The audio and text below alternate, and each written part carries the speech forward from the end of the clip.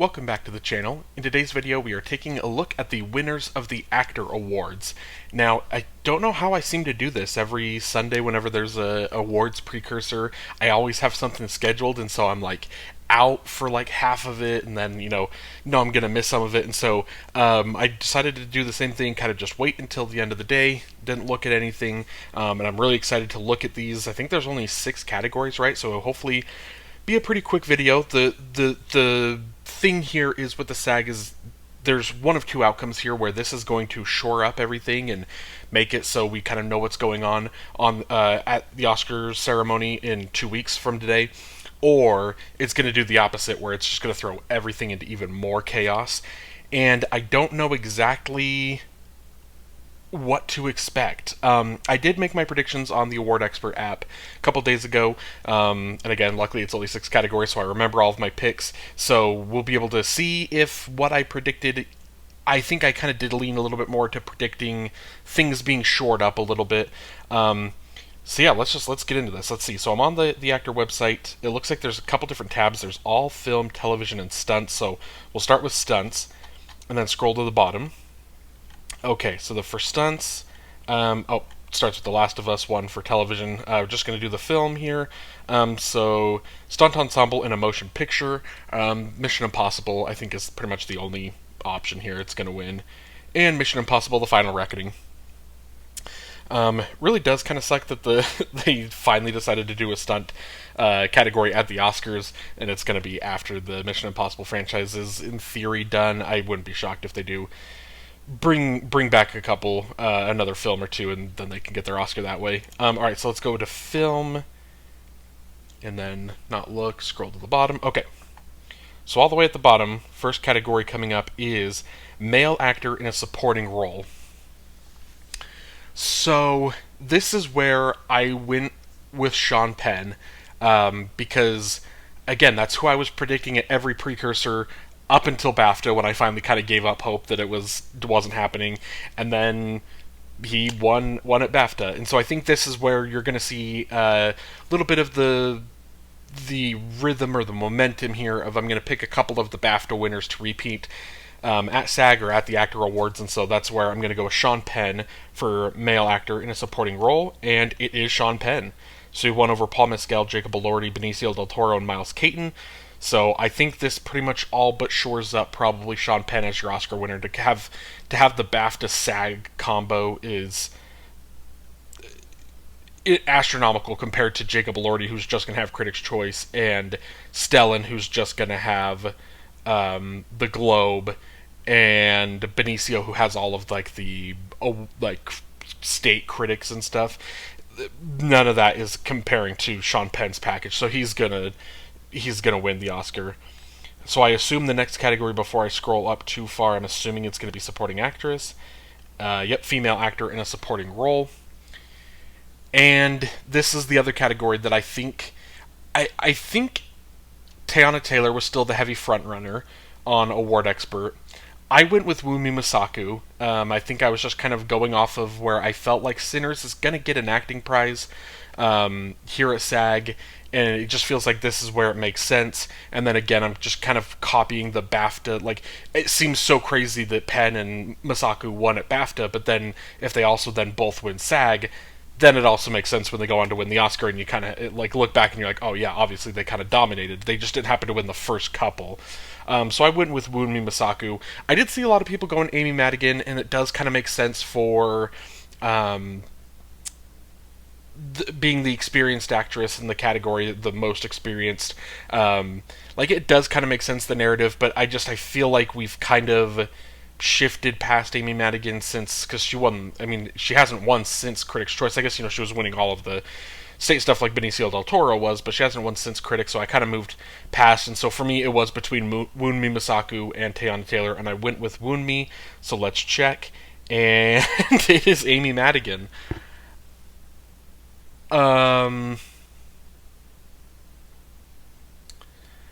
Okay, I'm trying to think. So just kind of a little bit of a heads up on my category breakdown series. I'm going to do the acting categories this week, all 4 of them, and so I'm going to save some of my thoughts because we're going to talk about it a whole lot more this coming week, but I'm trying to think of Now, what does this make me think the race looks like? Because you've got Madigan, who's won Critics' Choice and the actor, and then you've got Teyana Taylor, who has Globe, Wunmi Masaku has BAFTA.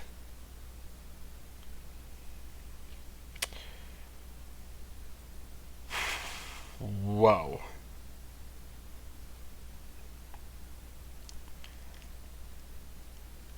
I don't know. That is tough. I presume it means a lot of people are probably going to lean Amy Madigan. Not that I'm completely discrediting the Critics' Choice Awards, but I think most of the time for acting categories, you're kind of looking at it as BAFTA and SAG are kind of the most important, I would say, in terms of predicting. And so when they split, I think it's typically safe to kind of go for the BAFTA.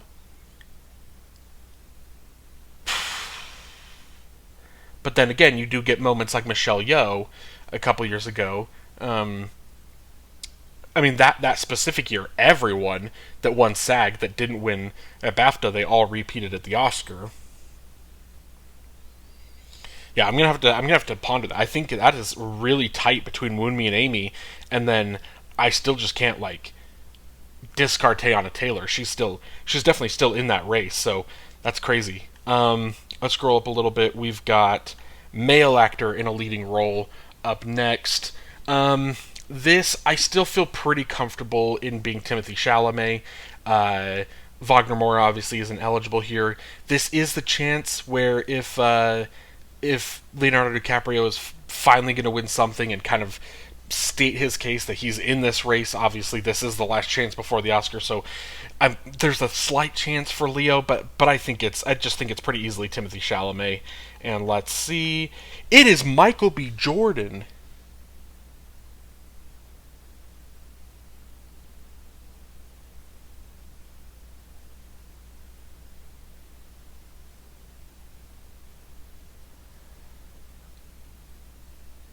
Um.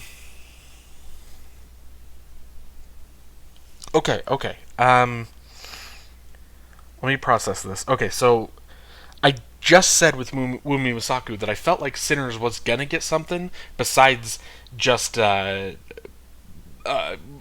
the picture. I can't remember what it's called. Just overall cast ensemble or whatever. I felt like it was gonna get one of the acting prizes, and I just discarded that.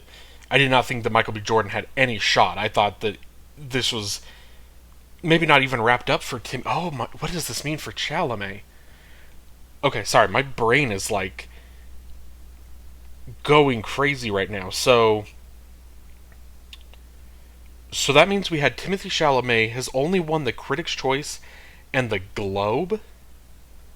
So he's won Critics' Choice and Globe Comedy. Wagner Moura has won Globe Drama. Michael B. Jordan has won SAG, and Robert Aramayo has won BAFTA.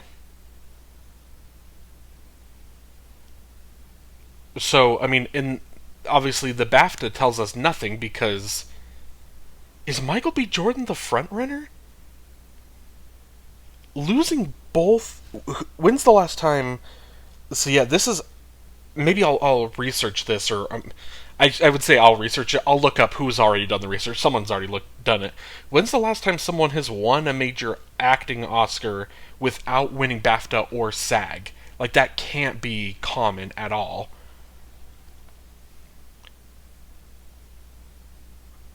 Whoa. So this means multiple things that Leonardo DiCaprio is in fourth, in this category. And I think there's maybe a chance that Timothy Chalamet is maybe now in third, because this might just be Michael B. Jordan versus Wagner Moura now. Might kind of be the race, but then it's also hard to Wagner Moura obviously was impressive, winning Globe and then getting the nomination at the Oscar, but he wasn't nominated at the actor or BAFTA. I did kind of just discredited the actor awards in terms of nominations for the international actors, because they blanked every international actor, so just nobody. I saw a tweet this morning that said when they play the Leonardo DiCaprio clip, the Viva la Revolution clip, that's going to be the most words not in the English language spoken at the Actors Award tonight. So yeah, I mean, it's hard to like. But then that's the exact same thing that I just the Timothy Chalamet case, where I just said, when's the last time an actor has won a major acting award without having SAG or BAFTA? Wagner Moura is not going to have SAG or BAFTA because he wasn't nominated at either. So, like, is that better or is that worse than being nominated and not winning either? It's probably better because in Timothy's case, he was the nominated at both, the front runner at both, and lost them both. That is a tough look for Timothy. How am I going? What is happening in actor? Like this category, this is insane. Okay, yeah. So I don't have my whole. Sorry for that. Don't have my whole complete thoughts yet on this category. I'm gonna have to like sleep on this and really think about it the next couple days before putting this category breakdown video, because I don't know where my brain is at right now. Okay, let's move on to lead actress. This has to be Jessie Buckley. Like, it can't be anyone but Jessie Buckley. I saw the last couple days a lot of the like anonymous ballots and stuff. A lot of people are putting Rose Byrne down, but I just no. It's Jessie Buckley, and it is Jessie Buckley. Okay, so there is 1 out of 4 categories, acting categories, is wrapped up, and honestly, I love this. My favorite year for like acting categories was 2021 for the 2020 films, when there was a different actress. Andra Day won at like Globe, and Viola Davis won at SAG. Frances McDormand won at BAFTA, and Carey Mulligan, was that year? Yeah, that was the Carey Mulligan year. She won at Critics' Choice, I think, and so it was like everyone essentially but Vanessa Kirby, had won something, and that's a whole lot of fun going into the Oscars and it being a complete toss-up. Like, that's fun for me, and so I think it's nice that Jessie Buckley kind of is like the only one that has their category wrapped up, and then the rest of it's going to be fun. And then the last one up top is going to be ensemble, and at this point, it's Sinners. I think it was either Sinners or One Battle After Another, but there's no way Michael B. Jordan wins actor and the film doesn't win cast, and it is Sinners. Okay, I guess I should also mention, not obviously not going to do really any reaction to PGA, because I already saw that One Battle After Another won there. I kind of knew that whatever won here wasn't going to sway me. The only thing that has me potentially thinking about a Sinner's potential upset for picture at the Oscars is if it kind of has a Everything Everywhere All at Once type of moment.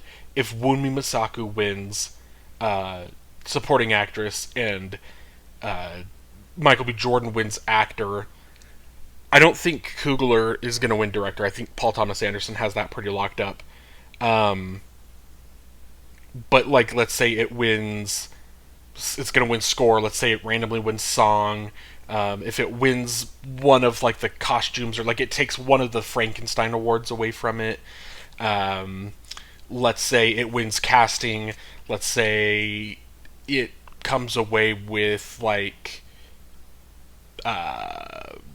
what's something realistic? Like, if it kind of seems like a long shot now, but if it comes away with like cinematography, like there's a thing where it's like if the ball gets rolling and all of a sudden we're getting to the final award, and it's like One Battle After Another has won 2 Oscars and Sinners has won 7 to that point or something. Like, if it kind of looks like that, then maybe there's a chance. But that's the only world in which I see this kind of happening. I think for the most part, I'm not going to let this sway me too much. This was expected. This was my prediction. So yeah, how did I do on my prediction? So I got 1, 2, 3, 4. 4 out of 6. The two I missed was Michael B. Jordan and Amy Madigan. Um, Crazy. There's a lot to digest with this. Like I just said, this was going to go one of two ways. It was either going to shore everything up, or it was going to put everything into just confusion, and that's exactly what I think the Actor Awards did. So that's it for this video. Thank you so much for watching. Let me know down below in the comments what you thought of the Actor Awards. How shocked were you at Michael B. Jordan? What was I need to watch like the clip. I need to see the actual like their reactions and stuff. Like I need to see Michael B. Jordan's reaction and find his like speech as well, because that is crazy. I did not expect that in the slightest. It wasn't even in. I wasn't even thinking of it. That it's just crazy. There's a whole lot that I need to take away from this and put in. Again, like I said, this week I'm going to do my acting videos in the category breakdown series. So stay tuned to that. And if you'd like this video and then subscribe to the channel so you don't miss those videos or just any of the other series that I have going on my channel, I would greatly appreciate it. Thank you so much for watching. Have a great day.